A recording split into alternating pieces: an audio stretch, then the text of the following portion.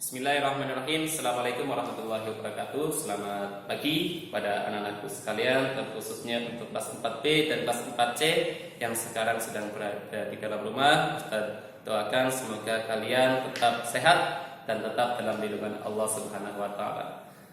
Baik, untuk kali ini Ustaz akan menjelaskan pelajaran tentang matematika, yaitu untuk materi mengenai statistik, ya. Statistik adalah ilmu yang mempelajari tentang pengolahan data. Apa itu data? Data adalah informasi yang dihasilkan dari hasil pengamatan.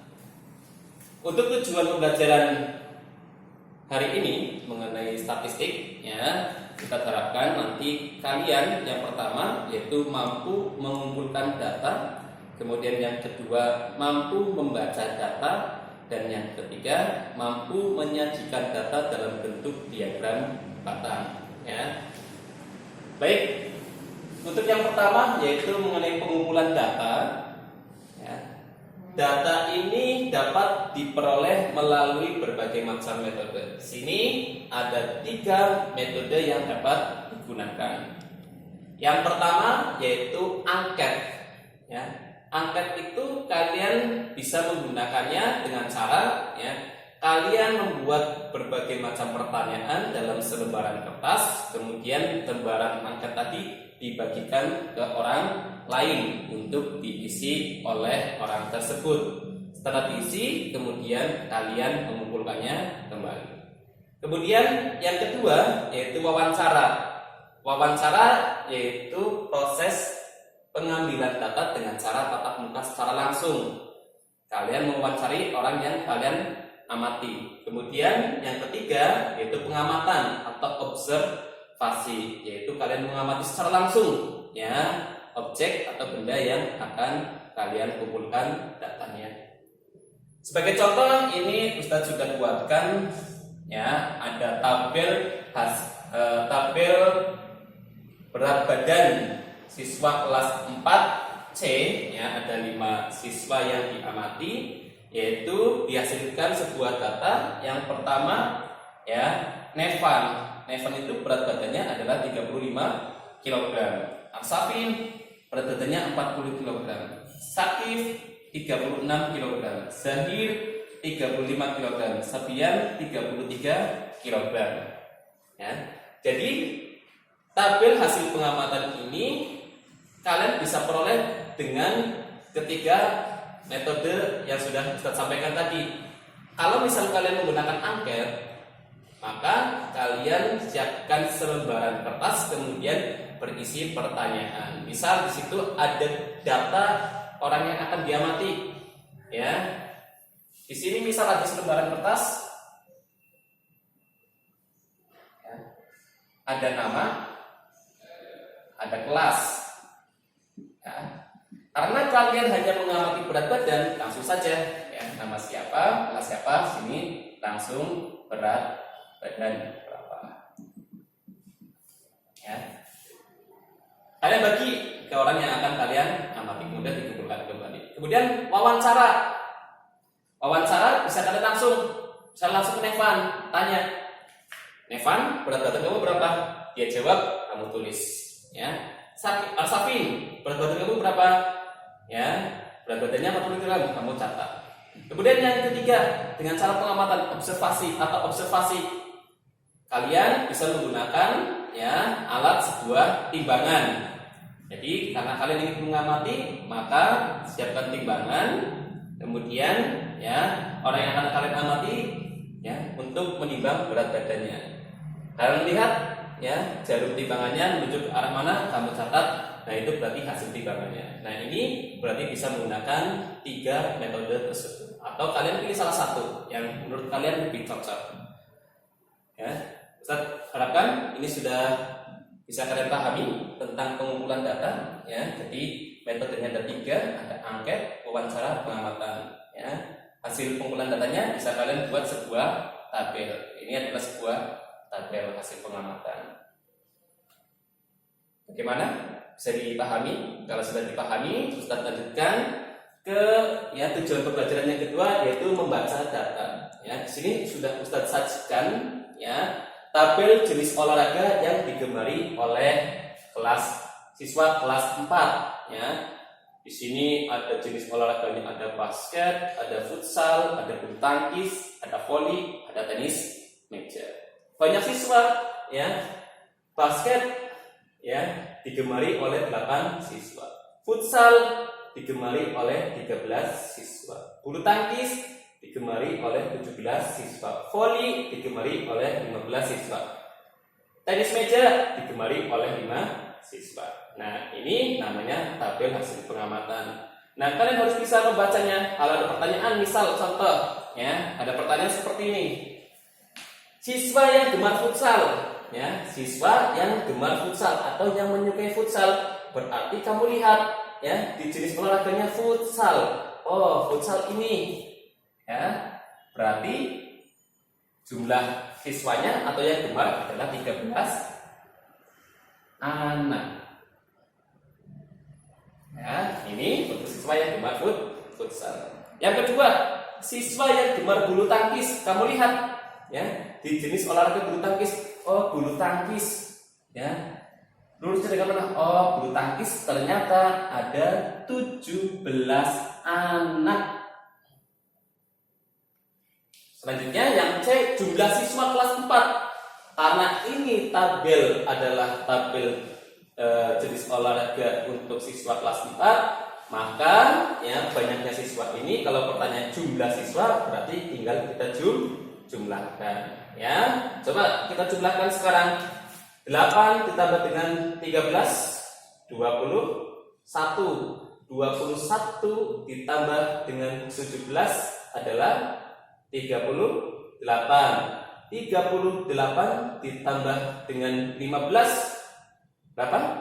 38 ditambah dengan 15 adalah 53 ya. 53 ditambah dengan 5 adalah 58 ya. Jadi jumlah siswa kelas 4 adalah 58 siswa ya. Kemudian olahraga yang digemari 8 siswa. Karena di sini pertanyaannya adalah 8 siswa, maka kalian fokusnya ke banyaknya siswa. Ya, 8. Oh, ada angka 8 di sini. Oh, berarti yang paling banyak digemari adalah olahraga digemari oleh 8 siswa adalah olahraga basket.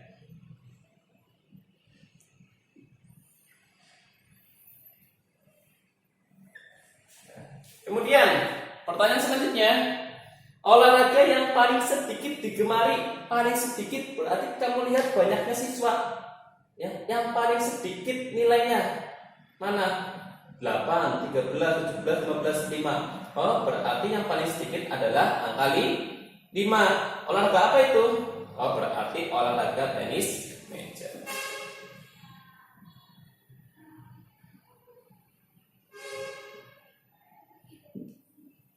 Kemudian pertanyaan yang terakhir, olahraga yang paling banyak digemari. Berarti kamu lihat lagi di banyaknya siswa, yang paling tinggi nilainya berapa? 17. 17 itu untuk olahraga apa? Oh, berarti olahraga yang paling banyak digemari adalah olahraga bulu tangkis.